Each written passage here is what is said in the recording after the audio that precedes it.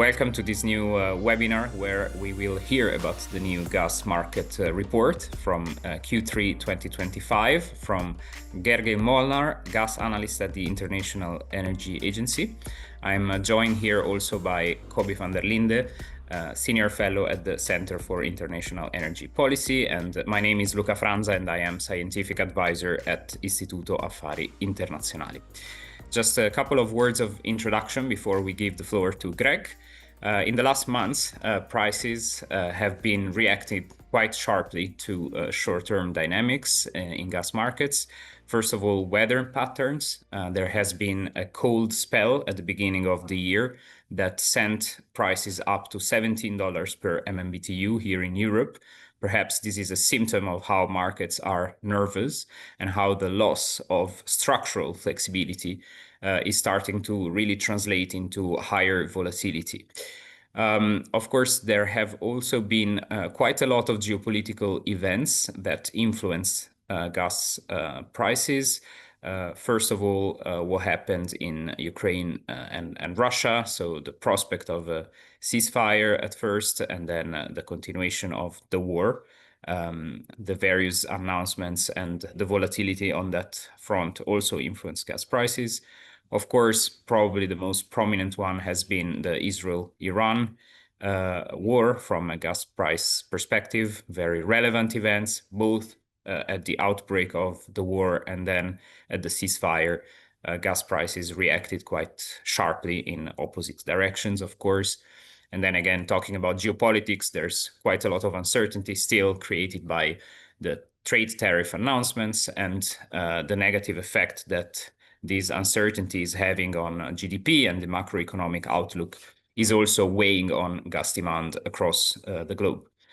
Of course, in the background, the structural trends continue. I believe I've read that gas demand has been quite robust in the power sector, both in Europe and in North America.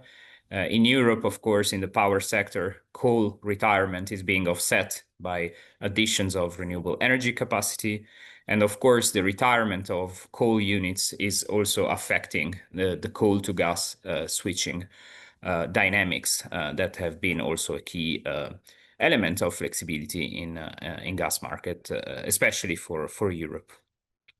I'm talking to you from a very hot place, so a personal curiosity that I have, and perhaps Greg can help us answering this question, is whether we also see gas demand and price spikes when power demand spikes due to the cooling requirements during heat waves, and how that compares with the winter weather-related fluctuations.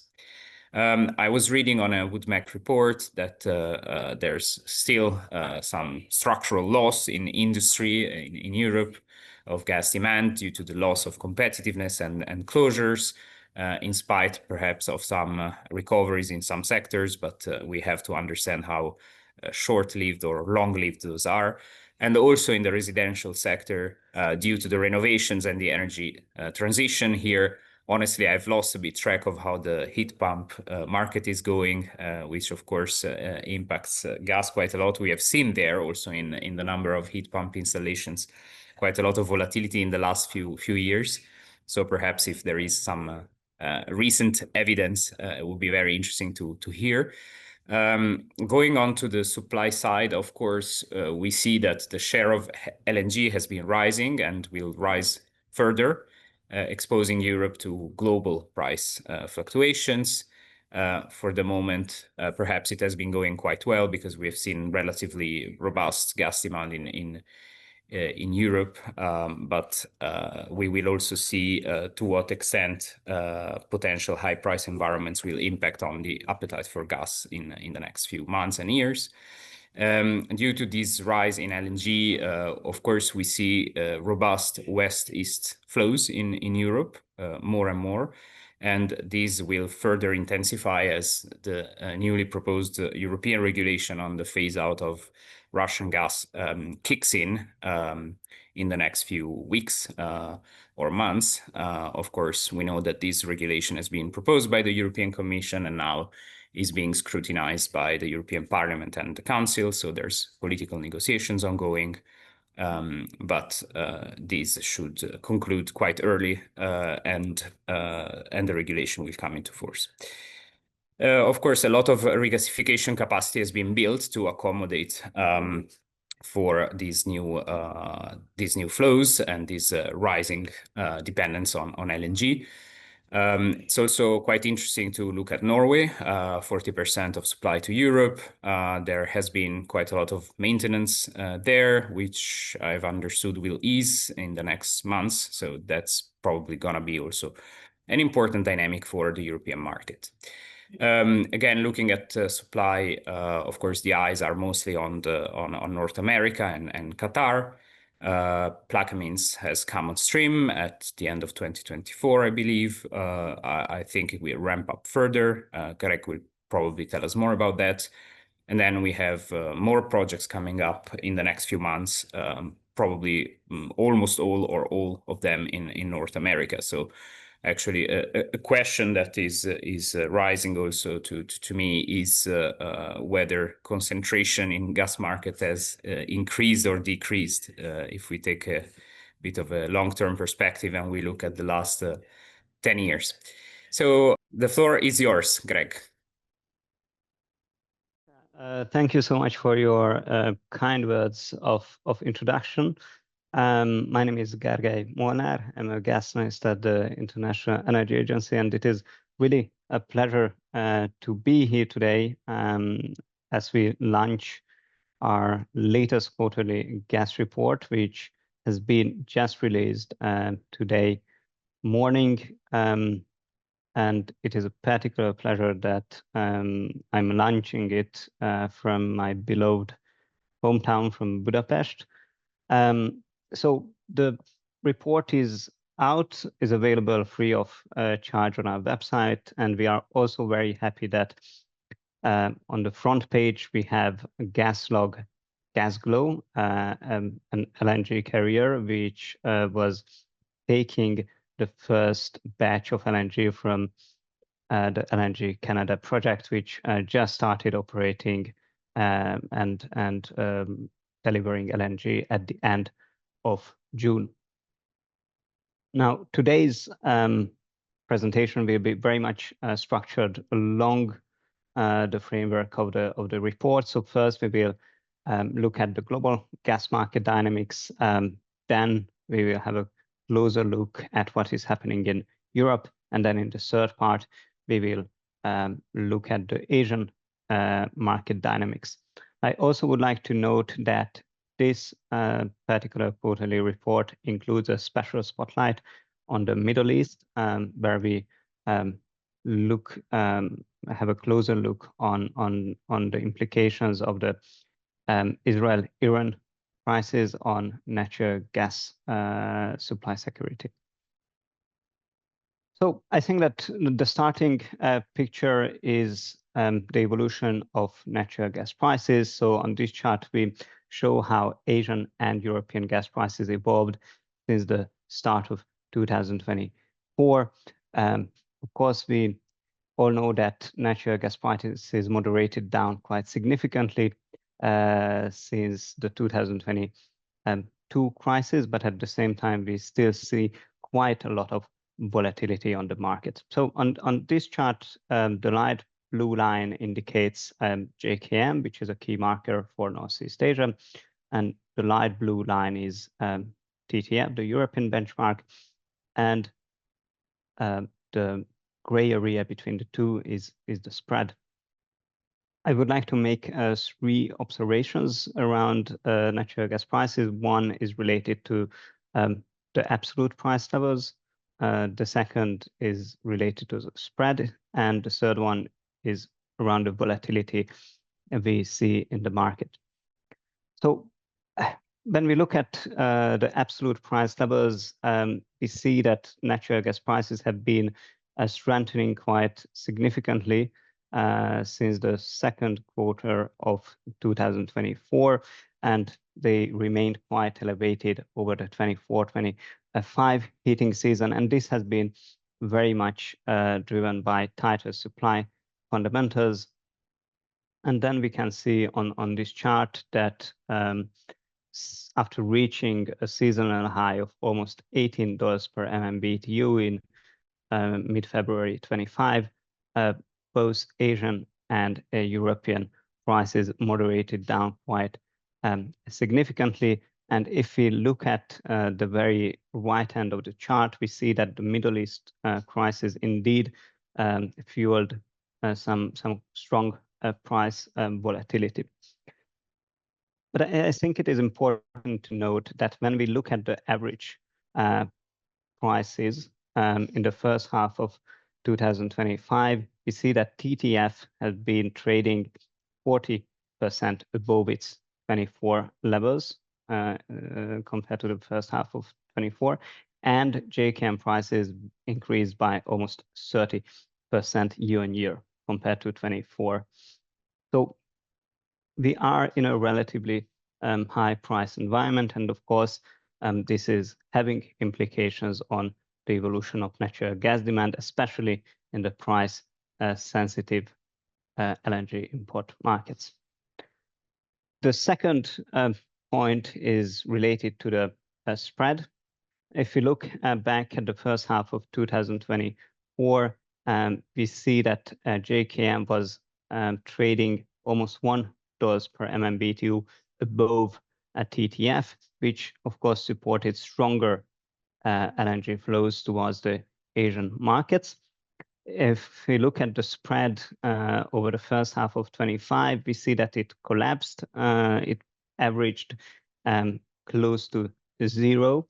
And on a netback basis, the European market was more attractive for many producers, including the ones located in the United States, which, as we will discuss later on, supported stronger LNG flows towards the European market. And the third comment I would like to make here relates to the price volatility. If we look at the first half of this year, the volatility on TTF averaged at around 50%, which is almost 70% higher than the historic volatility on TTF between 2010 and 2019. And as we discuss in a recent IEA commentary, this strong volatility is driven by a number of structural reasons.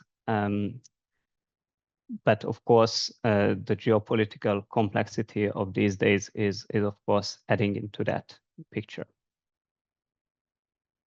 So on that, this slide just gives us a summary on why the Middle East is so crucial, both for global and regional gas supply security. The Strait of Hormuz accounts for roughly 1/5 of global LNG supply, and its importance will continue to increase with the major LNG expansion projects in Qatar, as well as the Ruwais LNG project in the United Arab Emirates. As we can see on this chart, most of the flows via the Strait of Hormuz go into the Asian markets, approximately more than 80% actually. But of course, any disruption of flows via Hormuz would have global implications, and the supply shock, the effect of the supply shock would be spread throughout all LNG consumers. We also see that there is a growing importance of Israel as a regional pipe gas supplier, both to Jordan and to Egypt. If you look at the recent developments, we see that in the first 4 months of this year, Israel met approximately 15% of Egypt's primary gas supply, and this trend could further increase due to the upstream deliverability issues faced by Egypt. I also would like to highlight here that there is a very intimate link between natural gas supply adequacy and food supply security. During the Israel-Iran conflict, Israel had to stop its pipe gas deliveries to Egypt, which of course led to the halt of fertilizer production in Egypt, and this of course provided upward pressure on fertilizer prices, which reached their highest level since December 2023. And last but not least, we also see that Iran is an important regional pipe gas supplier, especially to Iraq, but also to Turkey, where it accounted for approximately 7% of primary gas supplies in the first 4 months of the year. So at the agency, we continue to very closely monitor developments in the Middle East and beyond. But I think what is also interesting to note is that despite all this volatility, we see that the correlation between TTF and JKM prices remained extremely strong at near record levels in the first half of 2025. And I think it is interesting to compare that the correlation between TTF and JKM stood at just above 0.4 between 2012 and 2016, and it increased to over 0.9 since 2020. And there are a number of structural reasons behind that. One is obviously the increase in US LNG, which today accounts for roughly 25% of global LNG supply and is underpinned by destination flexible Henry Hub indexed contracts. But we also see a quite strong increase in spot LNG trading, which is today approximately 30% of the global LNG market, and the rising role of portfolio players. And all these factors add to the growing liquidity and flexibility of the global LNG market. Now, let us move to what is happening in terms of market fundamentals. On this slide, we show the evolution of supply fundamentals over the first half of the year. We have seen quite an increase in LNG supply, which grew by around 4% or 12 BCM. And this has been mainly supported by the United States, in particular by the Plaquemines project, which alone accounted for around 2/3 of incremental LNG supply. But we have also seen volumes from additional volumes coming from Corpus Christi Stage 3, Freeport LNG, or the Tortue FLNG project in Africa. In addition to that, we see the continued ramp up of Russian pipe gas deliveries to China via the Power of Siberia pipeline system, which added approximately 4 BCM of gas to the Chinese market. And then we also see that these increases are partly offset by other dynamics, including the lower pipe gas deliveries to Europe, both from Russia and from Norway, for very different reasons. But altogether, this reduced pipe gas supplies to Europe by approximately 8 BCM. And we also see in the European Union much stronger storage injections this year. And together, these elements are contributing to a tighter market environment, which to a great extent explains why we have seen these higher prices we had been discussing a couple of minutes ago. Now, looking at the demand side, as we can see on this chart, we see really a diverse pattern across key markets. I think that the key number to consider here is that when we are looking at all these major markets, we see that global gas demand growth slowed down quite significantly in the first half of 2025 to just around 1%. This compares to 2.8% of growth in 2024. So this is quite a slowdown. And as we can see, different regions are facing different market and demand dynamics. In Europe, we have seen a rather strong increase in natural gas consumption, up by around 6.5%.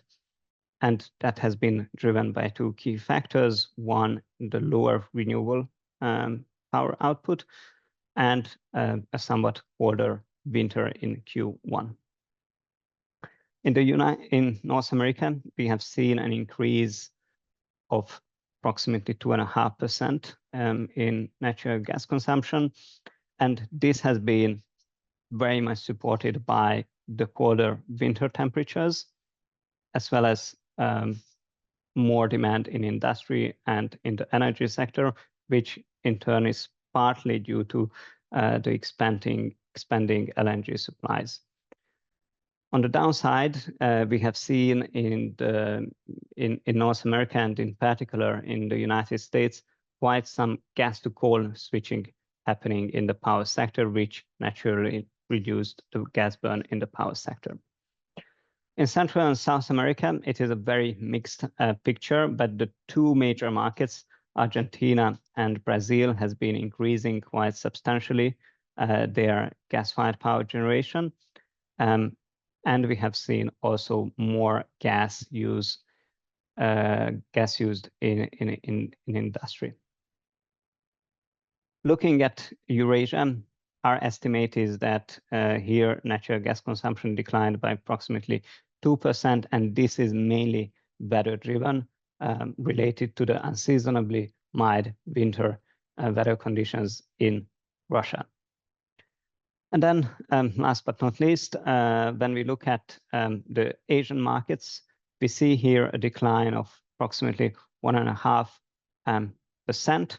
And this is really due to a number of factors,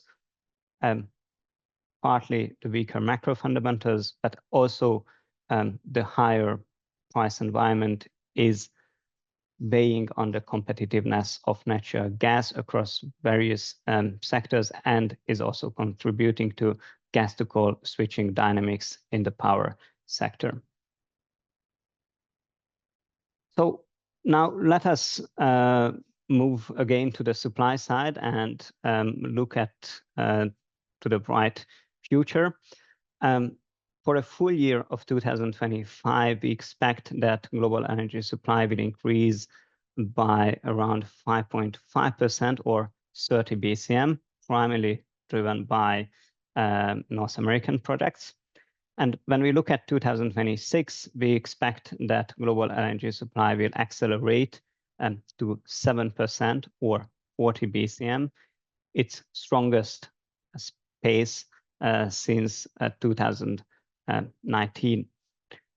And of course, this is expected to somewhat ease market fundamentals and eventually contribute to stronger demand growth. What are the key projects which are contributing to this stronger increase? Well, basically the North American projects which are ramping up.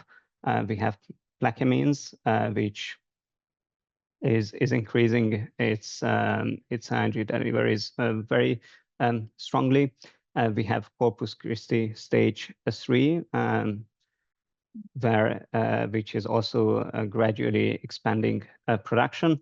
We have LNG Canada, which just started delivering LNG at the end of June, and full capacity is expected by 2026. We have Golden Pass, very recent news that the first molecules to the terminal arrived a couple of days ago. So it seems that the terminal could start operations in the last quarter of 25. And then we have in Mexico the Costa Azul project, which is expected to start operations in the spring of 26. Outside of North America, I think that the single most important project to keep a close eye on is Qatar's North Field East expansion. The first train is expected to come to the market mid 2026, and then we do expect a gradual ramp up of volumes throughout 27, 28. We have also in Africa, Congo FLNG Phase 2, which is expected to start operations towards the end of 2025. And of course, those volumes are likely to supply the European market. And then we have in Australia, Pluto LNG Train 2, which is expected to start operations in the second half of 26. And of course, this project would benefit mainly Asian buyers. Now, I think that 2026 will be marking the first year of the LNG wave, and it will be also, in a way, a test on how demand responds to stronger growth, especially in Asia. So now let us move once again to the demand dynamics and to our forecast. For the full year of 2025, global gas demand growth is expected to increase by around 1.3%. Tighter market conditions, together with macroeconomic uncertainty, is expected to weigh on global gas demand growth. I think that the most important point to note here is that natural gas consumption in Asia is expected to be less than 1%. Actually, its weakest growth since 2022.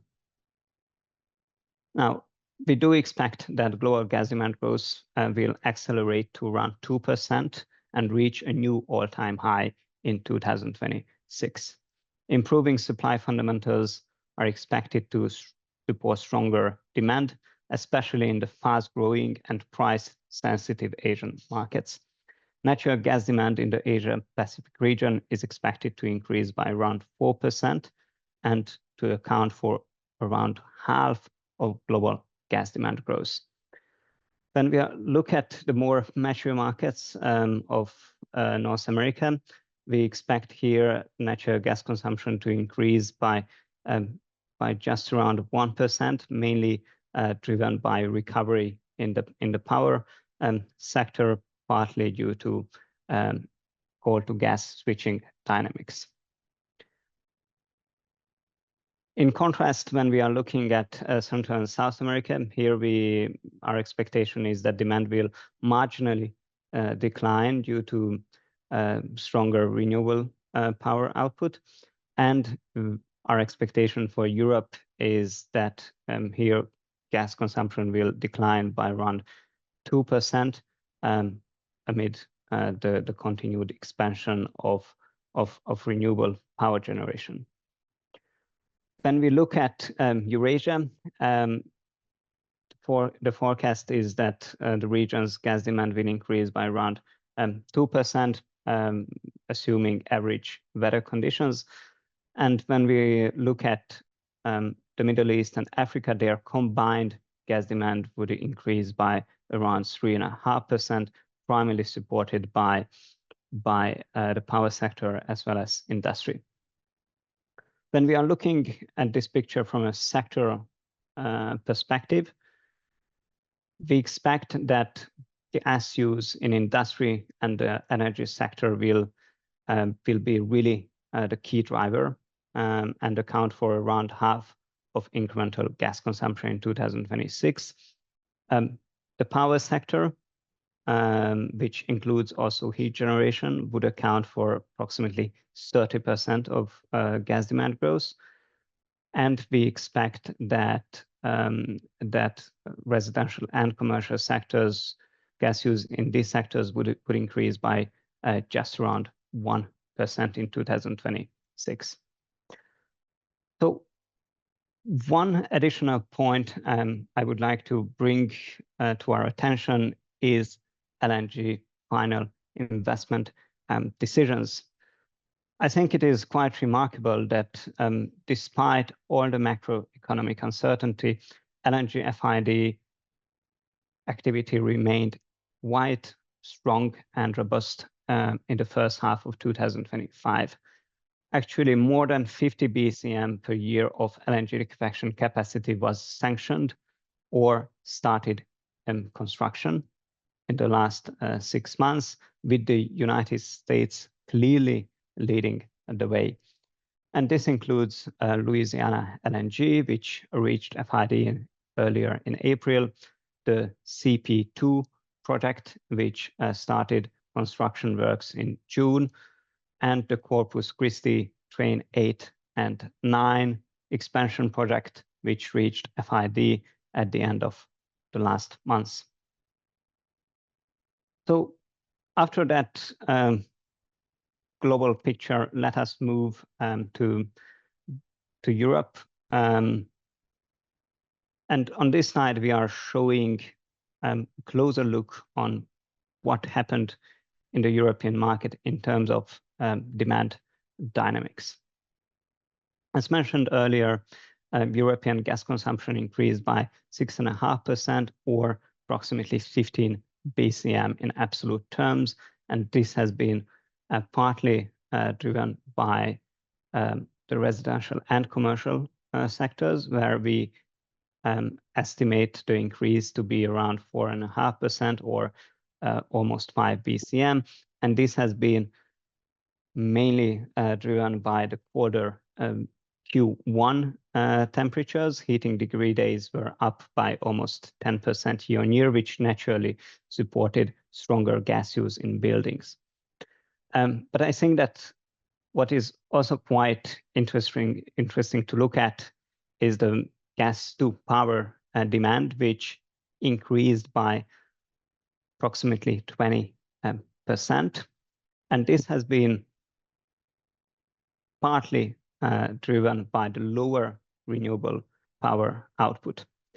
Of course, solar power generation surged by almost 25% in the first half of the year, but this has been more than offset by lower wind power output, which was down by approximately 8% due to slow wind speeds in Northwest Europe, and a lower hydropower generation, which plummeted by 12% due to lower hydro availability, especially in the Southern European markets. And I think it is also a moment to highlight the key role of gas-fired power plants in ensuring electricity supply security during periods of low renewable power output, and their role providing backup to the overall system. Now, the last element on this slide is natural gas use in industry, which we estimate it declined by approximately 2% due to the relatively higher natural gas prices. And first data suggest that this decline was primarily driven by the refining and the fertilizer sectors. So I think a second element when it comes to European overall gas demand is to look at what is happening with storage operations.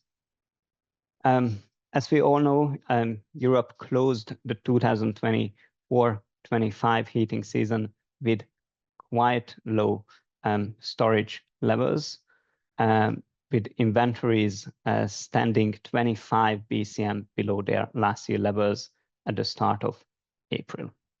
And this means that injections this summer will need to be significantly higher than what they have been in 2024.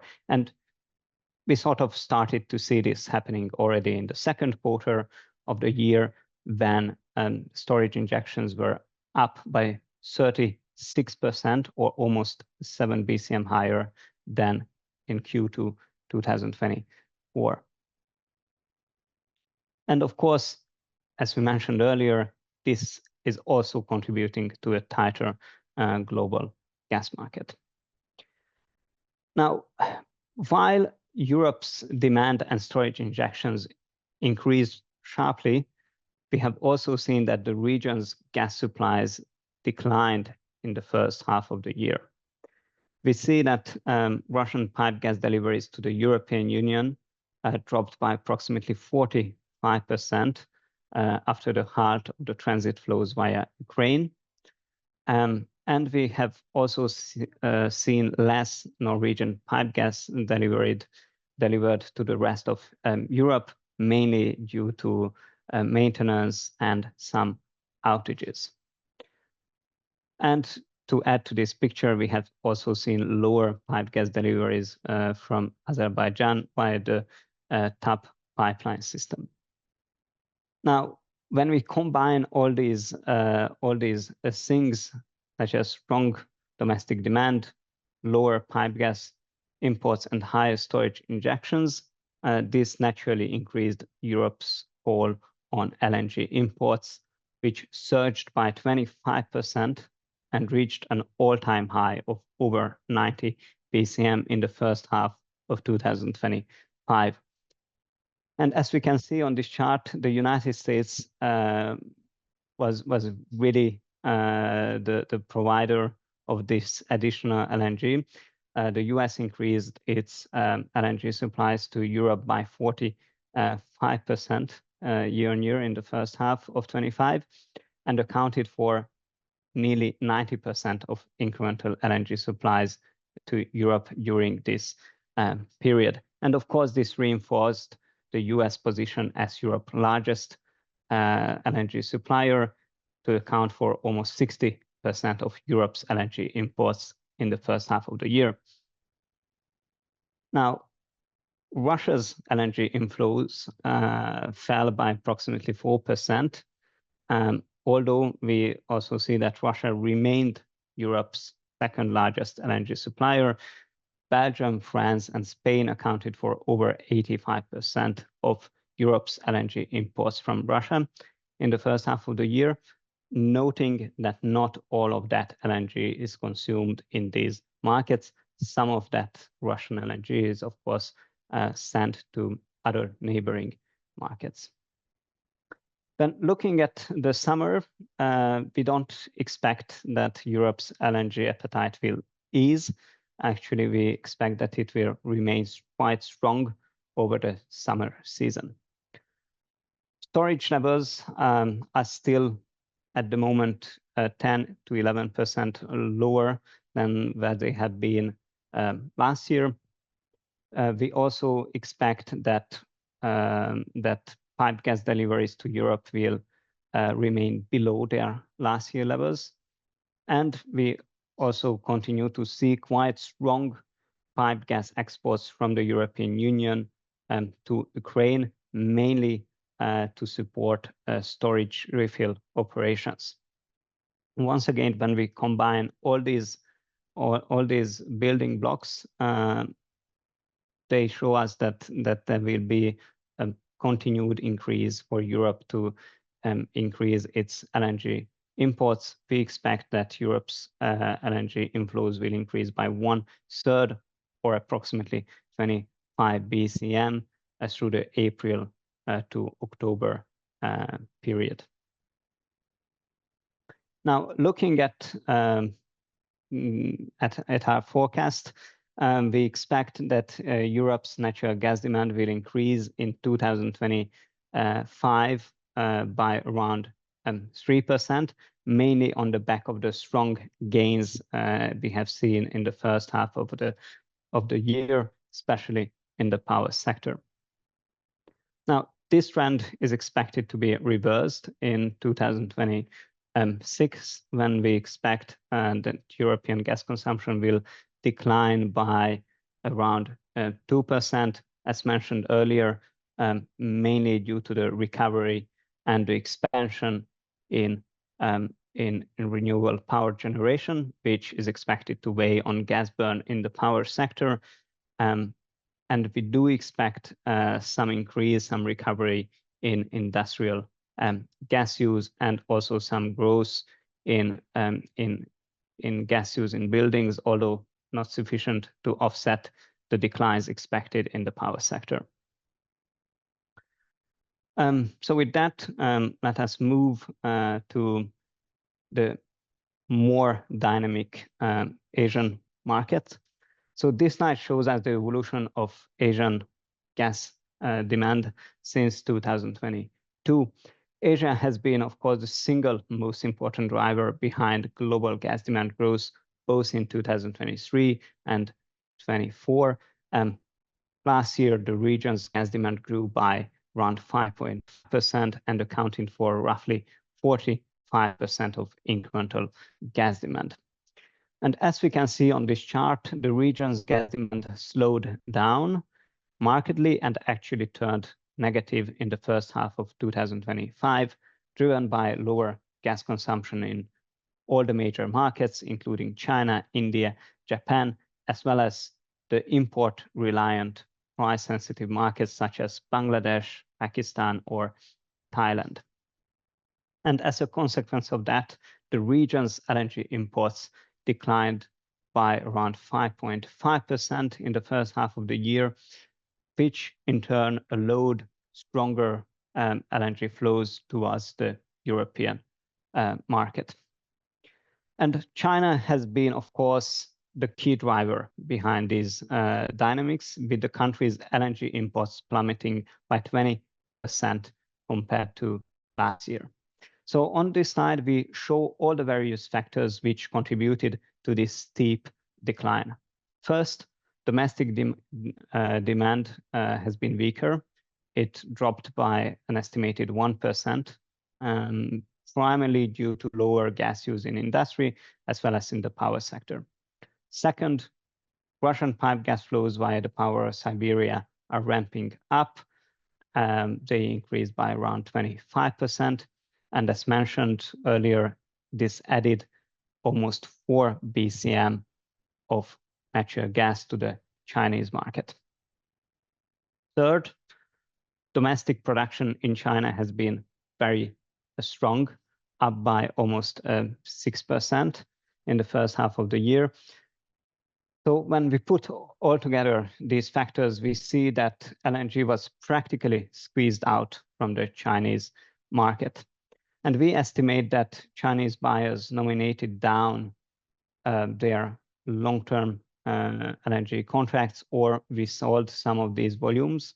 So they reduced their intake from LTCs by approximately 13%, and they reduced their spot procurements by almost 40%. So moving to the other giant in Asia, to India, this slide gives us a closer look on the country's gas demand dynamics. The headline figure here is that India's natural gas consumption dropped by around 7% in the first 5 months of the year, while we have seen a continued increase in city gas consumption, up by around 8%. When we look at the power and the industrial gas use, we see a clear downward trend. Gas demand in the power sector declined by more than 20%. And this has been driven partly by the strong increase in solar power output, but also some gas-to-coal switching dynamics. And when we look at industrial gas use, which is the most important segment in India, here we see that gas consumption declined by around 8%, mainly due to lower gas intake in the fertilizers sector, down by 8%, and in refining, where gas use plummeted by 23%.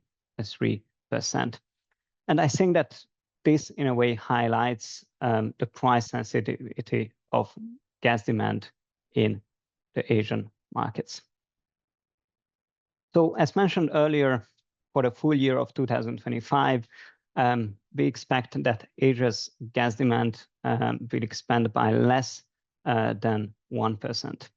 But improving supply availability is set to unlock price-sensitive demand and foster stronger growth in 2026. So in this forecast, we expect that Asian gas demand will grow by 4% in 2026, primarily driven by stronger gas use in industry and the power sectors. After a difficult snake year, China's gas demand is expected to jump by 6% in the year of the horse, primarily driven by improving industrial activity.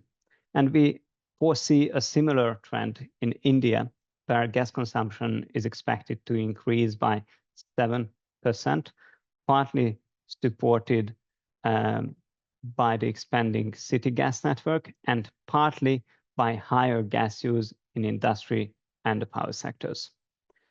And then in the emerging Asian markets, gas demand is expected to accelerate. Gas demand growth is expected to accelerate to around 5%, driven by recovering gas use in both the power and industrial sectors.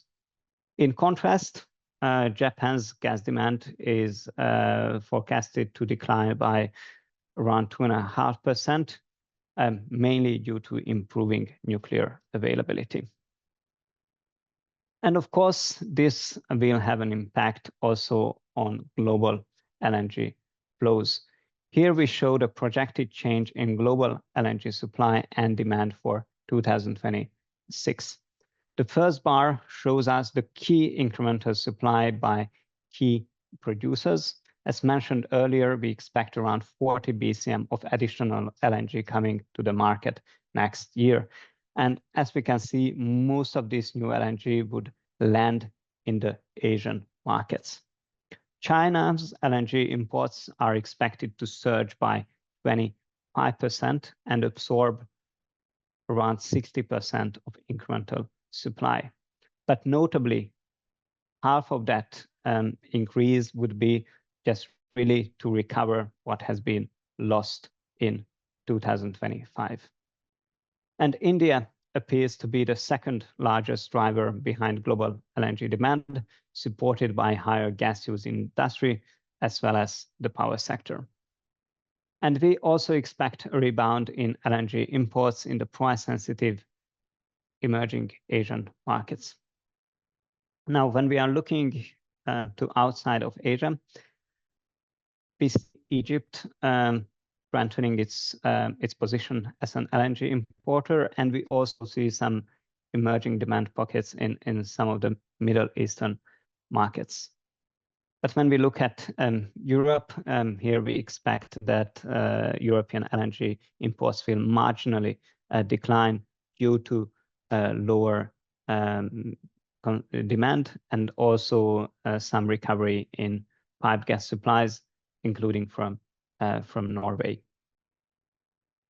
So, dear colleagues, please allow me to conclude with the key takeaways. I think that the starting point when looking at the current state of the market is that natural gas prices remain well above their last year levels in the first half of 25, which is mainly due to tighter market fundamentals, but also geopolitical tensions fuel additional price volatility. When we look at the most recent demand trends, we see that global gas consumption growth slowed down quite significantly to an estimated 1% in the first half of the year. And growth is mainly concentrated in Europe and North America. In contrast, gas demand declined in the key Asian import markets. Looking at the global LNG flows, we see that Europe's LNG imports surged to an all-time high, mainly due to a combination of stronger domestic demand, lower pipe gas imports, and higher storage injections. And as we mentioned, we expect that this strong demand for LNG from Europe will continue throughout the rest of the summer season. When we look at to 2026, we expect that global energy supply growth will accelerate to 7%, its fastest pace since 2019, supported by the ramp up of new major projects in North America, Qatar, Africa, and Australia. So those improving supply fundamentals are expected to foster stronger demand growth, with global gas consumption projected to reach a new all-time high in 2026. And natural gas demand in Asia is expected to expand by more than 4% in 2026, putting back Asia to its role as the major driver, the most important driver behind global gas demand growth, as improving supply availability will unlock price-sensitive demand in these markets. Dear colleagues, I would like to thank you for your kind attention, and thank you.